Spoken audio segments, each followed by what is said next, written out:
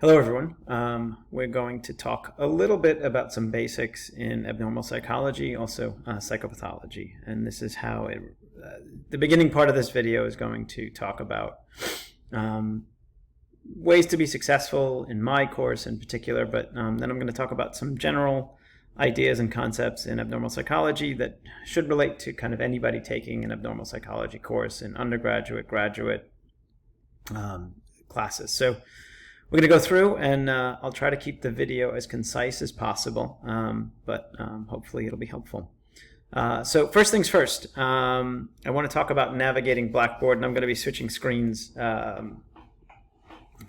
couple of times so that you can see. Then I'm going to talk about downloading and reading the syllabus, basic gradings in the class, attendance, which in my class is not counted anymore. Cell phone policy, which is pretty straightforward. I'll say it now. Just don't let them be a distraction. Obviously, there's no way to live in a world nowadays without having cell phone access. I know people have outside obligations that supersede class. Just don't distract from the rest of the class. In my particular class, we just have sets of ratings. We don't have a textbook. And then extra credit. The way my class is currently set up, and this applies to the spring 2022 semester, there is the ability built in to earn more points. The total points you can earn during the semester is 110, but I'm grading you out of 100 points. So you can earn more than that, or make up for missed assignments, or make up for points lost on other assignments or exams, and then still get the highest grade possible. Tips for success. I say this to all of my classes. Showing up is not enough. I get a lot of comments made that, oh, well, I was at class every day. Well, that's not enough to really internalize the material, process the material, and begin to apply it in a way that's effective. Questions that you should ask yourself in order to make the material more salient and more accessible would be, how does this concept, this idea, this topic relate to me, my life, or someone that I know? And I'm not saying that meaning that you should walk around diagnosing people with disorders, exactly the opposite. But if you've heard of a concept, let's say cognitive distortions, where you interpret things in ways that could be inaccurate. One example is overgeneralizing. So you interpret something that you see once as potentially happening all the time forever. Identifying that thought process in yourself will make the concept of overgeneralizing a little bit more clear and a little bit easier to remember. So I try to, and I encourage students to try to apply these things, these concepts, to their everyday life, just to create their own examples of this so that it's easier to learn. What does this apply to is similar to the first one. So when we're talking about certain concepts, what does it apply to? So overgeneralizing is a concept in cognitive psychology, which is different from behavioral psychology, although they're all working together, right? So it's a concept in cognitive psychology, and it's something that we can couch within the cognitive behavioral approach. What does this not apply to? And this is a technique that I got from a psychologist named Sharon Jablon, who actually created a workshop for passing the psychology licensing exam. And one of the study techniques that she mentioned were the two, what does this apply to, and what does it not apply to? It gives you a better understanding. So, cognitive distortions, as an example, would not apply to behavioral psychology directly, at least that concept, right? So it's just a way of having your understanding discriminate between two similar concepts, or two concepts that are different, and give you a better understanding of the material. What is it similar to? Again, came from Sharon Jablon. So what is this concept like? How are they related? How are they unrelated? And what is it different from? Okay. Let me show you quickly how to navigate Blackboard for this class, and then I can go on to some concepts in psychology. As far as this goes, first class introduction stuff, I wouldn't really worry about that. That's for the live in-person classes or the synchronous classes, and this is an online video, so you don't need to worry about that part of it. Okay, so let me switch screens quickly and see if we can focus on navigating. Let me see if I can actually move this window. Forgive me. I've been having a little bit of a hard time restructuring the window here so that you could see everything. Bear with me here. Oh, I thought I almost had it. This is a little frustrating. Okay, let me move it around here. And I'm sorry that it's working that way, but okay. So on the side here are the links that you'll be using for this class. It's pretty straightforward. Syllabus, if you click on syllabus, you'll see a file to download. The syllabus is going to have all the information about the course, some administrative stuff. It'll have a schedule in there, topics, and it's also got the hyperlinks to the instructor videos that I made. Announcements will be found here. Here were some announcements that I made this semester, and again, this only applies to the spring 2022 semester, but there were some announcements there. PowerPoints, all the PowerPoints for the class are here. If I update it, I'll move it to the appropriate spot, but all the PowerPoints for the class are already here. Readings are here, okay, throughout the semester. They're all here. And then you have video links for lectures. These are the same. This is a document that has all the video links for the lectures. It's the same. They are the same video links that you'll find in the syllabus. So they're redundant in that sense. I just tried to make them as accessible as possible. Video links for disorders is here. I actually made a list of links, not videos that I made, but videos that I think do a good job explaining at least what certain psychological disorders look like. Some of the links may no longer be working. If they're not, let me know and I'll try to update them.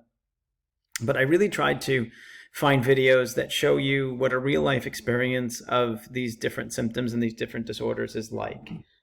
Because, you know, with confidentiality, it's really hard to actually work directly with a client before you've reached a certain level academically. But if you want to see what it's like to work with these clients, one way to do it is actually watch videos related to it. And these are all public videos. There's no breach of confidentiality as far as I know. They're all on YouTube. I just culled together some ones that I thought were pretty accurate based on what I've seen in real life. Now, 3 assignments: discussion board, response assignments, exams. 3 types of assignments. Discussion boards are here. If you've never submitted a discussion board before, here they are. I'm going to move this window over a little bit just so that you see the whole discussion board. And what you do to submit a discussion board is you click on it. It will open up. And again, it's hard to see here. You'll click on Create Thread. You will post your title. And then you will post your response. And then I think you can see, and you will click Submit. Okay? That's it. I'm not going to submit this. I'm going to cancel it because obviously I didn't put anything of value there. The next type of assignment is a response assignment.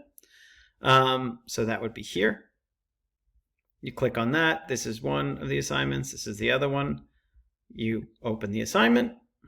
It tells you when it's due. It tells you how many points possible. You click on the link for the article, and then you can submit one of 2 ways. Again, I'm sorry, I don't know what this looks like on your side. It might be dizzying, but hopefully it makes sense here. You can either write a submission. If you click on that, it's going to give you a text box to write your answer, or you can scroll down and attach a file. So you'll click on this, you'll browse the files on your computer so you can work on it in a Word doc, in a Pages doc, in a text edit doc, and save it to your computer, browse, find the file, upload it, and then click Submit. Again, I'm not going to do that because this doesn't mean anything. And then finally, moving the window back over here. One last thing are going to be the exams. Click on the exam. And I'm going to slide over here so you can see. And when you're ready to start the exam, you're going to click on Start. Now, their instructions are here. There will be a timer that starts the second you click Begin. Okay? You'll click Begin. The first question will come up. The timer will start. You can't stop it, pause it, or restart the timer. Okay? Okay, I'll leave it at that. Actually, let me go back to the slides and go over some concepts in abnormal psychology. Let me line this up. Oops. That's not what I want to do.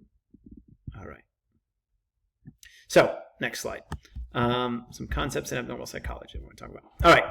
So, first thing first, why do we study abnormal psychology at all? Well, it's a science, right? And part of why we study it is, as scientists, we want to describe, explain, predict, and theoretically influence behavior. We want to know what's going on. And the bigger goal is to try to help people. You know, people who are suffering with mental illness are typically, not always, suffering. They're struggling. So we study it to understand more about it, understand the etiology or the cause, understand what might be effective in treating it, understand the course of the condition, right? It's really for information purposes, but psychology is both a science and a technology. It's a science in the sense that it helps us get a greater understanding of something, but evidence-based understanding. But it's a technology in the sense that it helps us treat whatever we're working, whatever we're studying, right? So the science part is the understanding and the body of knowledge and the study of, and the treatment part is the application of those, the technology part is the application of those bodies of information that we got to try to treat it and to try to help. What field does psychology apply to? All of them, everything. Human behavior is involved in everything. And you might sit there and say, well, we have drones involved. Well, guess what? Human behavior helped program those drones, helped design those drones. One interesting topic that fascinates me, and it's something that's very salient nowadays, ethics. So we all have heard, I think, about self-driving cars. And, excuse me, there's a big conversation happening kind of behind closed doors with all of these self-driving car companies about ethics. The reason why ethics makes a difference in this conversation is because at a certain point, the self-driving car is going to have to make a decision. And in the worst case scenario, it's going to have to make a decision to hurt somebody on purpose, right? In the sense that I'm not saying these self-driving cars are going to, become tools of assassination, nothing extreme like that. But, you might have a car that's careening down the road, loses, partial control or can't stop, still can turn or veer.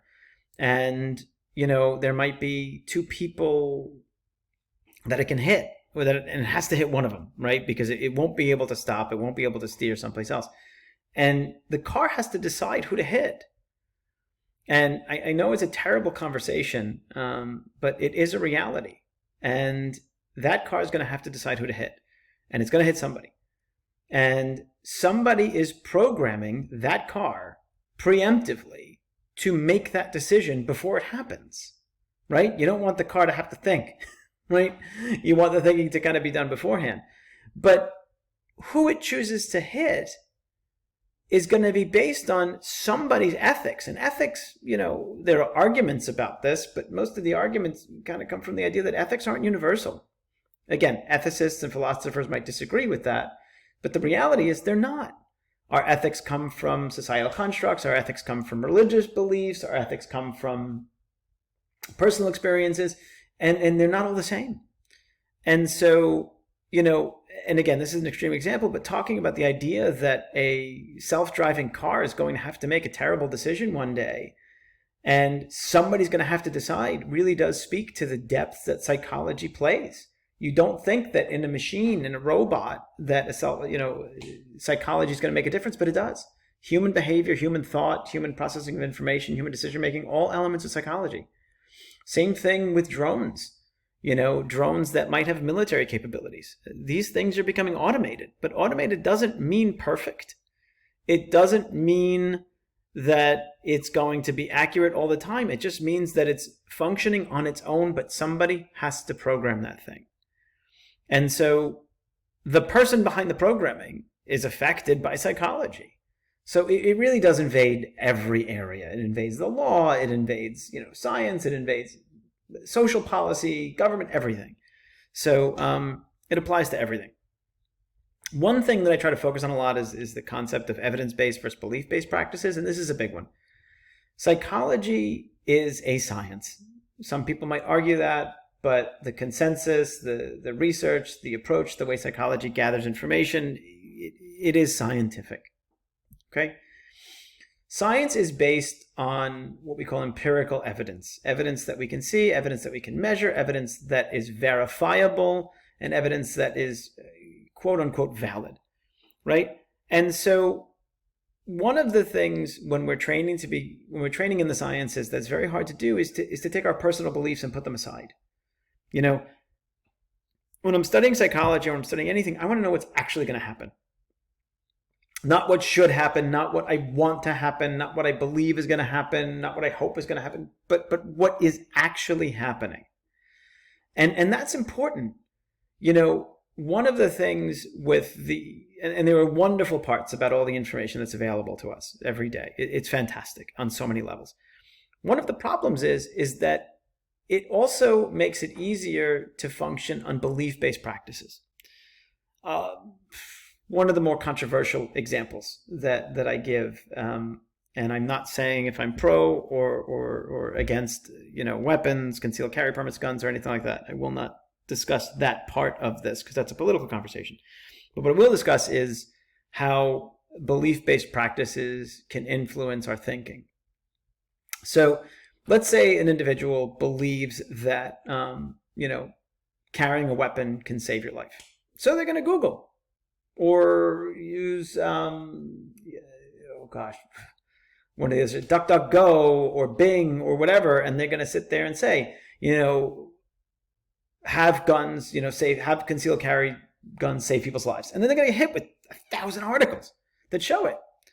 And they're going to sit there and say, see, I told you I was right. Look, I have 1,000 references that show it. Well, guess what? If the same person Googled the same thing, Bing the same thing, DuckDuckGo the same thing, in the opposite direction, evidence where, concealed carry had bad outcomes or was dangerous, they're going to find 1,000 articles in the other direction too. And the problem is that when you're functioning from a belief-based practice, it's very easy to find evidence that confirms your belief, and that gets us into the next topic on the slide, confirmation bias. Okay? It's very simple to engage in confirmation bias. The problem with confirmation bias is it creates the potential, and that doesn't mean that what we believe is always wrong. It's not. Sometimes what we believe is right.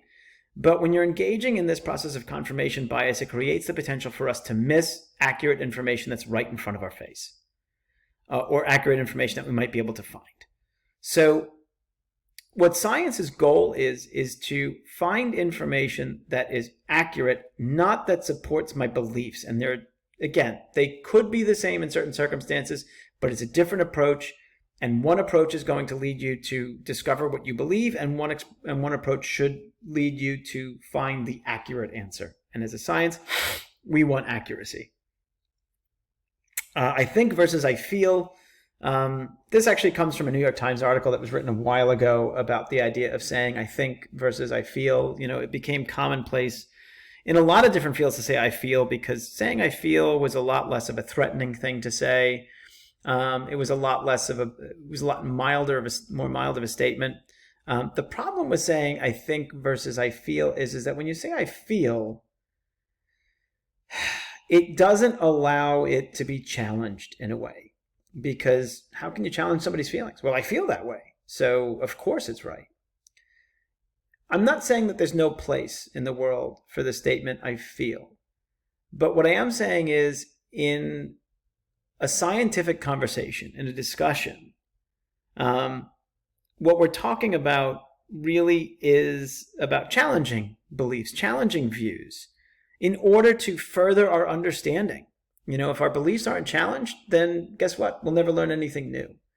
So when it comes to my class and when it comes to certain ideas, particularly in the sciences, I'm always going to be of the mindset where I'd prefer it if you functioned of a place where you say I think versus I feel. So, again, I don't want people to talk in ways that they're not comfortable, but I'd like to, I'd like us to work from that way. All right. Now, what I'd like you to do is, what I'd like this course to do is help you to understand both a vocabulary and a process, right? Understand new ideas, understand new terms, and understand new ways of looking at things and new ways of thinking about things, right? I want to teach you a new way of thinking, not what, but how. You can walk out of my course with any understanding, belief, idea about anything you want. All my goal is in this course is to get you to think about it in more of a scientific way. Whatever conclusions you come to, you come to.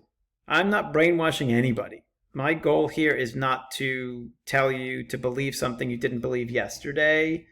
My goal here is to get you to come to those beliefs in a scientific and objective way. Okay? All right. Move on to the next slide. All right. So this is for Psychology 36, abnormal psychology, or psychopathology, whatever. So couple of concepts: a symptom, a disorder versus a syndrome, and what's the difference and why do we diagnose? Okay. So first, what's a symptom? A symptom is an indicator. Okay. It's an indicator that there might be something there, but I use the word might because it's not definite. So a cough is a potential symptom of a cold. It could mean that you have a cold. It could mean that you just had something stuck in your throat, or you had to clear your lungs, or whatever it is. A sneeze is a symptom of a cold. Again, it could be allergies. It could be a cold. It could be something else. A fever, again, could be symptoms of a cold. Could be symptoms of a flu. It could be something else. It could be dehydration. It could be that you just got overheated. It could be that you have an infection. These are all symptoms, indicators of something. A syndrome is when you have a cluster of symptoms happening together that are statistically unlikely to be there by chance.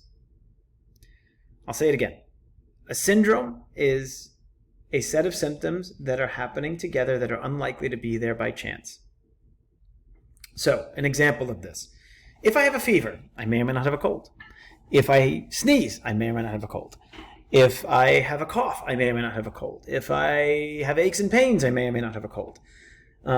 If I have a fever, coughs, aches and pains, and sneezing all together, all at the same time, what's the likelihood that I don't have something going on? A cold, a flu, some type of virus in some way.